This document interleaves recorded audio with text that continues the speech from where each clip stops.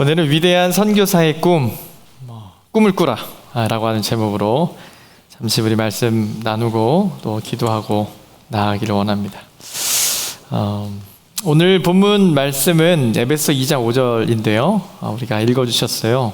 굉장히 우리에게 익숙하고 암송하고 있는 말씀이죠. 우리가 죽어있는 상태에서 하나님께서 그리스도와 함께 우리를 함께 살리셨다. 이 모든 것은 은혜로 말미암아 구원을 받게 되는 그런 존재가 되었다. 이 말씀을 하고 있습니다. 여러분, 선교의 위대함은 어디에 있냐면 바로 복음이라고 하는 것, 예수 그리스도가 저와 여러분을 위해서 하신 그 일, 그것이 전달이 될 때 말이죠. 성령 하나님의 능력으로 이 전달이 될 때, 전파가 될 때 사람이 할 수 없는 일을 하나님이 친히 하시며 이제 그 복음이 전달이 되고 그 복음으로 하여금 구원을 얻으려면 믿음이 필요하니까 말이죠. 이 복음이 전달되게 하시고 그 복음을 받아들이고 믿게끔 하는 이 모든 일들을 하나님이 행하시기 때문에 이 일이 위대하다라고 말하는 겁니다. 그 일을 우리는 두 글자로 선교라고 말하고 있는 것이죠. 이 선교라고 하는 것을 여러 가지 말로 정의할 수 있겠지만 오늘 저와 여러분은 이렇게 좀 정리하고 싶은데요. 부르심이라고 하는 말로 생각했으면 좋겠습니다. 부르심. 여러분, 부르심에 대한 콜링이 됐든 무엇이 됐든 말이죠. 하나님께서 아니면 어떤 인생이 저와 여러분을 부를 때 말이에요. 여러분, 그 부르심. 성경은 이렇게 말하죠. 하나님의 부르심이 있는데, 하나님이 부르시는 하나님의 부르심이 있는데, 이것은 사람의 부르심이, 사람이 할 수 없는 그런 일을 하고 있다. 여러분, 하나님이 부르시면 어떤 일이 일어나는지를 여러분 생각해 보십시오. 하나님이 부르시면요, 죽은 자가 다시 일어나게 돼요.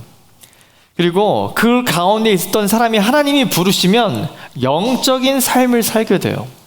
영적인 삶, 육적인 삶 나눌 수는 없습니다. 그런데 의미상 영적인 삶이라고 하면 하나님이 원하시는 삶을 살 수 있게 한다는 거죠. 뭐가? 하나님의 부르심이 말이에요. 예수님이 무덤에 있는 나사로에게 사진이 준비되어 있을 것 같은데요. 예수님이 이렇게 이야기하시죠. 나와라, 사랑하는 나사로야, 나와라, 어서 오라. 요한복음 11장 43절에 나와 있기도 합니다. 예수님이 이제 나사로야, 나오너라 이렇게 부르시니까 이제 나사로가 나왔는데, 사진을 보시면 마치 미라처럼 말이죠. 이렇게 칭칭칭 감고 있던 모습 그대로 나오게 되는 정황을 요한복음 11장에는 고스란히 담고 있어요. 자, 여러분, 단순한 사건이에요. 주님이 나오라고 했고요. 그리고 나온 겁니다. 자, 그런데 그 나온 사람이 어떤 존재예요? 죽은 존재죠. 여러분, 죽은 사람을 다시 살린다라고 하는 것, 기적이죠, 기적. 그 이상의 의미가 뭐가 있을까라고 생각해 본다면, 왜 우리 주님이 나사로를 다시 살리셨을까 하는 생각을 해보게 되는 거예요. 1차원적으로, 정말 대단하네. 그 차원을 넘어서, 왜? 여러분, 나사로가 살았어요, 죽었어요? 지금 살아계시나요? 지금 죽었다 이 말이에요, 여러분. 잠시 다시 살았던 거죠. 왜 주님이 이런 정황을 연출하셨다는 거예요. 여러분, 이 메커니즘은 굉장히 단순해요. 예수님이 하나님이시니까 예수님이 부르세요. 예수님의 부르심이 있으니 어떤 게 일어나죠? 역사가 일어나는데 그 역사가 뭐예요? 굉장히 구체적으로 죽은 자가 살아난다고 하는 이 명제가 완성이 되는 거예요. 하나님의 부르심은 뭐예요? 죽은 자를 살리게 하는 줄 믿습니다. 이렇게 지금 보여주고 있는 거예요. 부르심은 생명을 창조한다고 하는 사실 기억하십시오. 그래서 우리가 첫 번째 나눌 내용이 이 생명의 부르심이에요. 생명의 부르심. 하나님의 부르심이 가지고 있는 가장 첫 번째 되는 이 가치는 생명이라고 하는 것을 우리에게 가져다 준다고 하는 사실입니다. 부르심은 생명을 만들어냅니다. 그리고 순종을 만들어내요. 생명이 있는 사람의 특징은 순종이에요. 뭐가 더 선행되는 겁니까? 라고 따지는 건 나중에 하시고, 주님이 저와 여러분을 부르시잖아요. 저와 여러분에게 생명이라고 하는 것을 얻게 되고요. 그 다음에 증거로서 우리는 순종하게 돼요.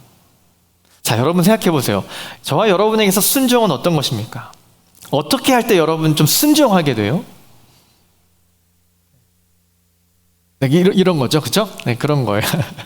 여러분, 우리 마음에 가는 대로 가는 것을 순종이고 순응한다고 생각을 할지 몰라요. 그건 우리 인간적인 생각입니다. 그러나 그 어원과 그 원어는 전혀 그런 것과 다른 거죠, 그렇죠? 우리 안에 생각과 마음에 자연스럽게 흘러가는 것대로 가는 것은 순종이 아니라고 말해요. 그것은 뭐예요? 우리의 마음에 원하는 대로, 성경적인 용어를 하면 자신의 소견에 내가 보기에는 좋은 것들. 여러분 한번 옆에 분 보게 하면 부담 많이 스러워 하시더라고요. 여러분 스스로 생각해 보세요. 여러분 한 20년 이상 사신 여러분께, 여러분 스스로 얼마나 하나님 앞에 순종하며 사셨습니까? 아니면 여러분 마음에 순종하며 사셨습니까? 우리는 대부분 여러분 마음 안에 가는 대로 공부하다가 또 여러분 안에서 이러면 안 될 것 같아 이러면서 다시 또 새롭게 의지를 다잡고 가기도 하죠. 여러분 마음 안에 있는 그 자연스러움대로 스스로를 이렇게 책망하기도 하면서 체근하기도 하면서 그렇게 살아오죠. 내 인생은 원래 다 그렇게 삽니다. 여러분, 그런 인생에 주님의 부르심이 없는 인생은 순종의 인생이 아니라라는 말씀을 드리고자 이 말씀을 드리는 겁니다. 그러나 하나님의 부르심을 받은 사람은요, 순종이 뭔 줄 알게 돼요. 이 순종은 하나님의 부르심 가운데 즉각적 1:1 반응인 거죠. 나와라. 나오는 거예요. 이게 여러분 어려운 건 아니지만 여러분은 어떤 상태예요? 만약에 죽어있는 상태면 어떻게 나올 수가 있겠어요? 그러나 생명의 부르심이 나사로에게 임하니 나사로가 여러분 그런 거 있잖아요. 좀 재미있는 상상이기도 하는데 이 분대를 좀 다 풀어주시면 이렇게 빨리 나올 수 있지 않았을까 이런 생각을 해봅니다. 여하튼 이렇게 묶여있는 상태도 나사로는 순종하게 되는 놀라운 일이 벌어지게 된다고 하는 사건. 여러분, 생명의 부르심은 또한 순종을 만들어낸다는 거예요. 자, 여러분 이제 저와 여러분의 부르심을 한번 생각해 보세요. 저는 어린 시절에 이런 거 많이 했었거든요. 네, 이렇게 제가 유년시기를 이 공릉동에서 보냈었어요. 믿거나 말거나. 제가 85년도 이쯤에 공릉동에서 이렇게 막 놀았었어요. 그럼 학교 끝나고 가방을 툭 던져놓고 영수야 놀자 이렇게 얘기했어요. 골목에서. 그때 피구왕 통키가 유명했어요. 피구왕 통키 알아요? 이렇게 편집해 주시고. 네, 아무튼 그런 만화 영화도 유행했고, 그래서 그 동네에서 피구를 하는 게 정말 붐이었어요. 그래서 피구를 하면 혼자 못 하잖아요. 옆에 불러요. 영수야, 여자애들도 다 불렀어요. 놀자. 여러분, 우리가 인생이 부름에는 이 순종할 수 있나요, 없나요? 네, 저와 뜻을 같이 한 친구들 막 나와요. 나갈게. 엄마한테 물어보고. 엄마가 보통 뭐라 그래요? 안 돼. 숙제했어. 그러면 미안해, 못 나가. 그러면 괜찮아, 다음 집으로 가는 거죠. 다른 친구. 여러분, 저는 이런 생각을 해봤어요. 나의 부르심과 나의 어떤 부름과 하나님의 부르심의 차이. 여러분, 우리 인생의 부르심은요, 어느 정도는 할 수 있어요. 옆에 친구가 벌써부터 자고 있다면 여러분의 부르심으로 깨울 수 있어요. 그죠? 믿으십니까? 네, 해보세요. 이렇게 부르면 일어나게 돼 있습니다. 여러분, 우리는요, 잠시 잠자던 누군가와 여러분 측근에 있는, 여러분 주위에 있는 사람들을 깨울 수 있어요. 그러나 하나님의 부르심은요, 없던 것을 만들어낼 수 있어요. 이게 제 말이 아니라 제가 성경을 한 군데 소개시켜 드리겠습니다. 로마서 4장 17절인데요. 한번 보여주시고 같이 한번 읽을 수 있으면 읽어보겠습니다. 시작! 기록된 바 내가 너를 많은 민족의 조상으로 세웠다 하심과 같으니 그가 믿은 바 하나님은 죽은 자를 살리시며 그 다음 없는 것을 있는 것으로 부르시는 것이니라. 아멘.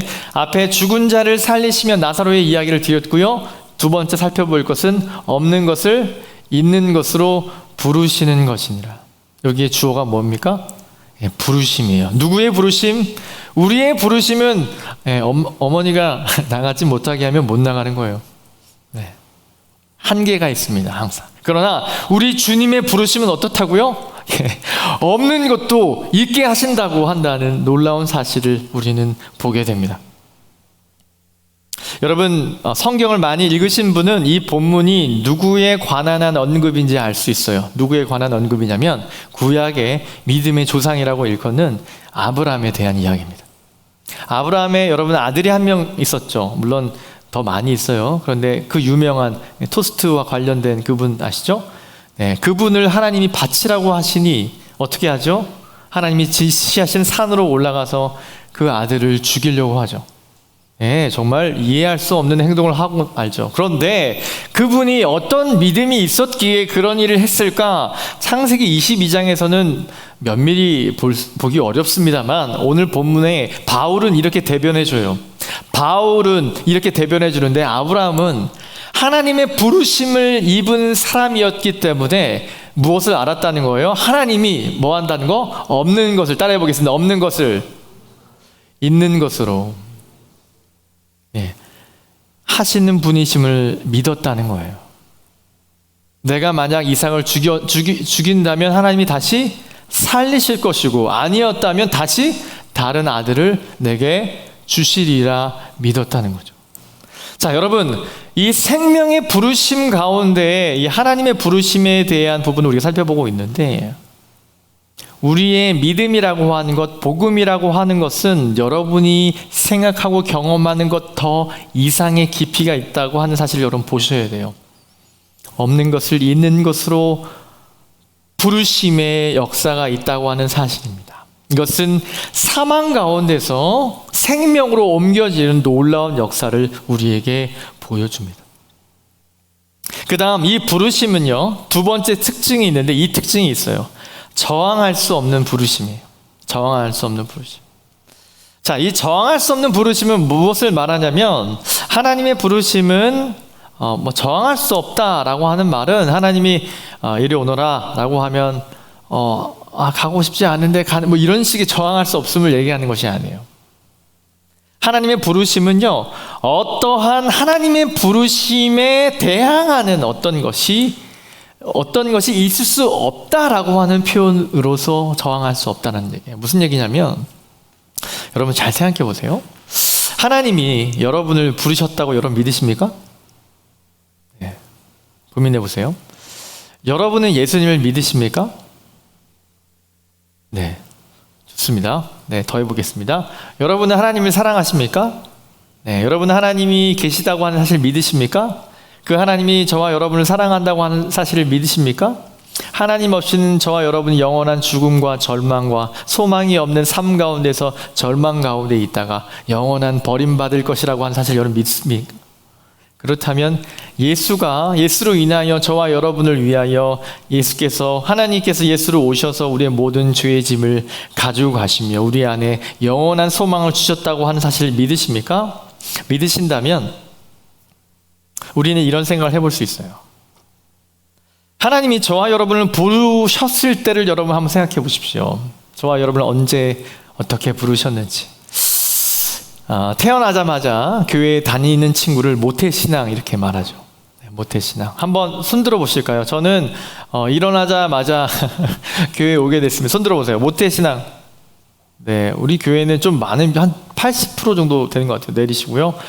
그 다음에 이제 친구들 의해서 아니면 여러분의 어떤 개인적인 어떤 상황 가운데서 교회에 오게 되는 경우가 있겠죠. 네, 여러분 고민해 보세요. 저와 여러분을 하나님이 부르셨을 때 우리는 그 부르심에 대해서 거절할 수 있어요, 없어요? 네, 거절할 수 있어요.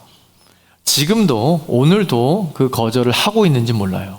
예배 가운데, 찬양 가운데, 기도 가운데, 모든 하나님의 사역의 일들과 이 놀라움 가운데 주님이 우리에게 많은 이야기를 하시는 것 같지만 우리는 거절할 수 있습니다. 근데 왜 저항할 수 없는 부르심입니까? 네, 꼭 끝까지 잘 들어보십시오. 많은 경우 하나님의 부르심을 거절해요, 인생은. 하지만 하나님의 시간이 되면 어떻게 하는 줄 아십니까? 나의 모든 거절과 핑계와 상황을 하나님이 다 걷어가시고 하나님 앞에 서게끔 하셔요.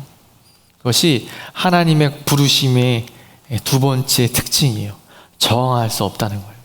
어떤 것도 하나님이 나를 부르셨으면 여러분에게 선택권이 있는 것 같아 보일 수가 있어요. 하나님이 그래, 내가 너를 사랑한다. 너가 이런 삶을 살면 안 되겠니? 네가 이 직장 가운데 선교사의 사명을 감당하면 안 되겠니? 너가 너의 인생 너무 소중한 그런 것 다 나를 위해서 사용하면 안 되겠니라고 부를 때 여러분 거절할 수 있어요. 아유, 저는 안 해요, 하나님. 제가 어떻게 합니까? 저는 이대로 사는 게 좋아요. 이렇게 살 수 있습니다. 여러분 그렇게 살아가고 있을지 몰라요. 그러나 여러분 언제나 하나님을 기억하고 찬양하며 하나님에 대한 생각과 예배하며 나아가면 나아갈수록 여러분 안에 불편함이 있을 거예요. 웬실히 하나님 앞에 신실하게 살려고 하는 친구들을 만나면 웬실히 내 마음 가운데 뭔가 불안함이 있어. 이게 무슨 불안함인지 잘 모르겠어. 내가 예수를 안 믿는 게 아닌데 이 불안함이 있어, 내 안에. 어떤 거예요? 주님이 나에게 하셨던 일에 대한 나의 반응이 계속 추억이 되는 거예요. 내가 하나님의 그 부르심 가운데 순종하지 않았던 그러한 정황들과 과거의 일들이 내 안에서 되풀이 되기 때문에 내 안에 불편함이 있습니다. 도망가기도 합니다. 도망이 뭘까요? 교회 오지 않는 것이죠. 하나님께 기도하지 않는 거예요. 하나님의 생각을 조금 멈추는 거예요. 네, 여러분 우리 얼마나 많이 해봅니까? 그러나 다시금 저와 여러분을 오늘 이 자리에 오랜만에 온 지체가 있다면 여러분의 발걸음을, 여러분의 인생이, 여러분의 순종이 이 발걸음을 인도한 게 아니에요. 저는 성령 하나님이 저와 여러분의 발걸음을 이 자리에 인도했다고 저는 믿습니다. 여러분, 그로 인하여 고로 하나님의 부르심은 우리 인생의 어떠한 것도 그것을 막을 수 없다라는 겁니다. 어떠한 저항도 결국 그분의 부르심에 따를 수밖에 없음을 인생 속에 경험하게 돼요. 이 일은 경험이 필요한 일이에요. 자, 여러분 하나님의 부르심 가운데 생명의 부르심을 경험한 사람은 반드시 그 부르심이 내 인생과 나의 어떤 것으로 저항할 수 없는 것임을 깨닫게 됩니다. 그리고 마지막 세 번째로는 이 부르심은요, 효과적으로 부르신다는 거예요. 효과적인. 이게 신학적인 용어이긴 하지만 효과적으로 부르신다라고 하는 말은 무슨 말이냐면 하나님의 목적에 따라 반드시 틀림없이 이루어진다는 거예요. 뭐가요? 부르심이. 더 구체적으로 말해볼까요? 저와 여러분을 부르신 이유는요, 여러분 이런 것이 아니에요. 내가 널 사랑하니까 너도 사랑하고 행복하게 살 거다. 그래 왔어? 이리 와, 나도 너 사랑해.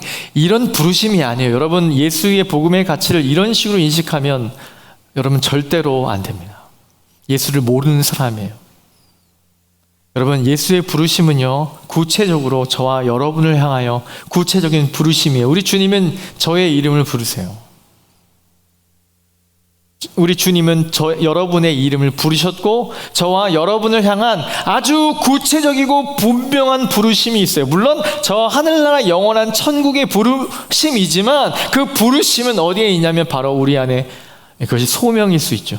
여러분 그것이 뭐예요? 우리 직업일 수 있어요. 그것이 뭐예요? 오늘 하루의 일과일 수 있어요. 이 모든 것은 구별하기 어렵습니다. 어떠한 논리로 구별할 수 없어요. 저와 여러분이 오늘 하루를 살아간다면 오늘 하루를 살아갈 그 모든 그 하루하루의 삶의 부르심이 바로 하나님 앞에 있다는 거예요. 그것은 반드시 효과적으로 부르신다. 로마서 8장 30절을 읽어드리겠습니다. 네, 같이 읽겠습니다. 시작.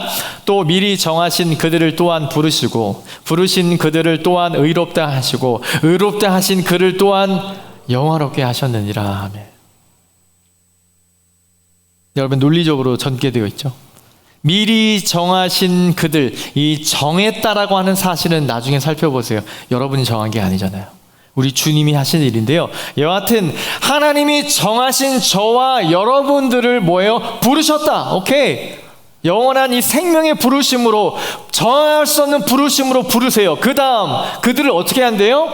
의롭다 하시고. 누가? 주어가 한 명입니다. 부르신 그분이 우리를 부르셨고, 그 다음 뭐예요? 그들을 의롭다고 말한대요. 그 다음에 어떻게 해요? 그들을 영화롭게 하신다는 거예요. 누가 한다는 거예요? 누가? 부름받은 사람들이? No. 누가요? 부르신 분이 하신다는 거예요. 부르셨기 때문에 이 일을 하신다는 거예요. 여러분, 오늘 설교 포인트는 여기에 있습니다. 우리는 그분의 부르심 가운데 여러 모양으로 거절하거나 부정할 수 있어요. 그러나 하나님의 때가 되면요, 그 부르심 가운데 여러분 순종할 수밖에 없어요. 여러분, 기가 막힐 경험을 통해서 다시 하나님 앞에 돌아오게 될 거예요. 여러분, 오늘이 그날이라면 여러분 잘 오신 건데요. 여러분, 우리는 그 자리에서 멈춰 있으면 안 돼요. 그 다음은 뭐냐면 저와 여러분을 향한 분명한 이 효과적인 부르심, 실패하지 않는 그 부르심이 있다고 하는 사실을 인정해야 돼요. 왜 나를 다시 당신 앞에 서게 하셨습니까?